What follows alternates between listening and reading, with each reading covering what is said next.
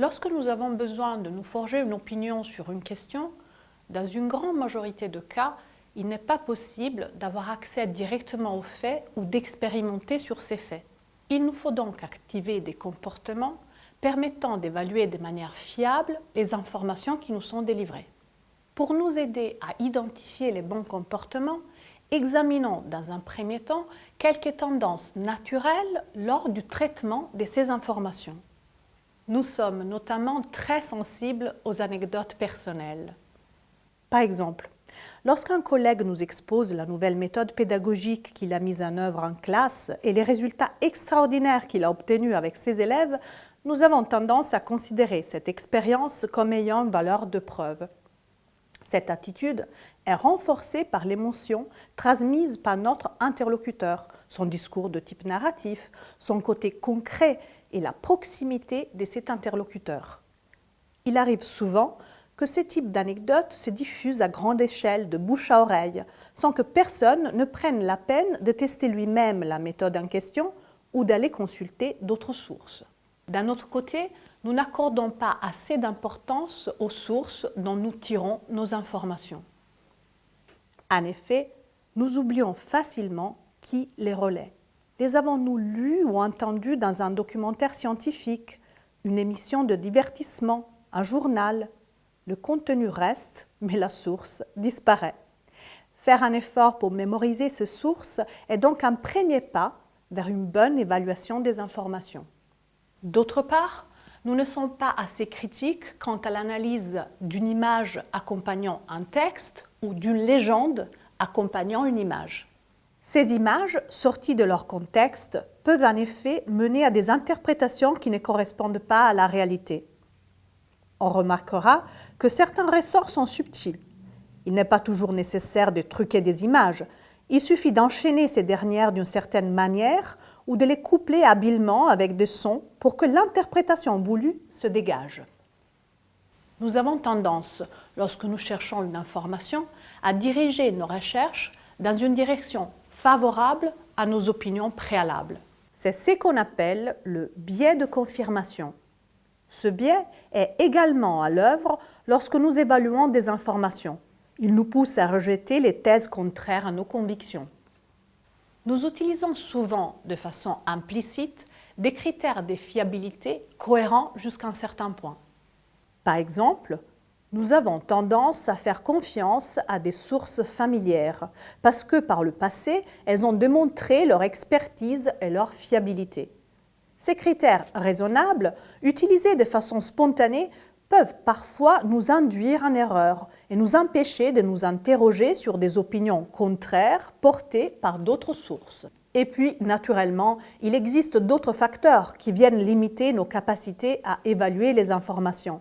Le manque de temps ou de motivation pour effectuer des recherches, l'énorme quantité d'informations disponibles, le manque de connaissances, etc. Examinons maintenant les moyens que se donne la communauté des chercheurs pour évaluer dans un domaine donné des informations scientifiques sans avoir accès directement aux faits. En particulier, il existe un système de peer reviewing, la relecture critique par les pairs. Pour paraître dans une revue scientifique, un article est relu par au moins 2 experts du domaine. Ces relecteurs scientifiques de métier sont considérés par l'éditeur de la revue comme compétents pour analyser les objectifs, la méthode et les résultats de la recherche qui sont rapportés dans l'article. Tous ces éléments doivent faire l'objet d'une description claire de la part de l'auteur qui présente à la communauté scientifique l'ensemble des données qui ont concouru aux résultats. Si l'article est accepté, sa publication permet de soumettre les travaux à la critique de la communauté scientifique qui pourra éventuellement répliquer la recherche afin de les prouver expérimentalement. Pour cette raison, un résultat qui paraît dans une revue est souvent considéré comme une connaissance provisoire tant qu'il n'est pas reproduit et validé par d'autres. Ce processus a naturellement des limites et la communauté scientifique cherche à renforcer sa fiabilité. Le GIEC, avec son système de super peer reviewing, en est le parfait exemple. Chaque affirmation faite dans l'un des rapports internationaux à l'attention des décideurs est revue par des dizaines de relecteurs, parfois jusqu'à 100. Toutes les publications se font de façon transparente, de manière à ce que chacun puisse vérifier les différentes étapes du processus. Pour mieux évaluer la fiabilité des informations rencontrées dans notre quotidien et contrecarrer nos tendances naturelles, il est possible, à l'instar des scientifiques, de se doter d'un cadre d'analyse en définissant des critères explicites. On pourra commencer par se poser des questions concernant la source et sa fiabilité. Par exemple, est-ce que l'auteur est clairement identifié?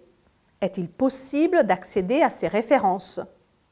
S'agit-il d'un individu isolé ou d'une organisation reconnue, université, laboratoire de recherche officiel?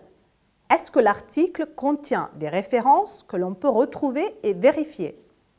Le fait d'appuyer ces affirmations sur des références, de donner les moyens de vérifier ces dires, sont des gages de fiabilité. On sera également attentif au levier de persuasion. Est-ce que l'auteur en fait trop pour nous convaincre? A-t-il recours de façon excessive à des émotions, à des montages d'images difficiles à évaluer, à du jargon non justifié? On pourra finalement analyser les contenus mêmes qui nous sont proposés. Sont-ils plausibles à la lumière des connaissances que nous possédons? Quelles preuves sont apportées? Pouvons-nous les juger? Et maintenant, si vous souhaitez éprouver vos capacités d'évaluation, rendez-vous sur les sites suivants.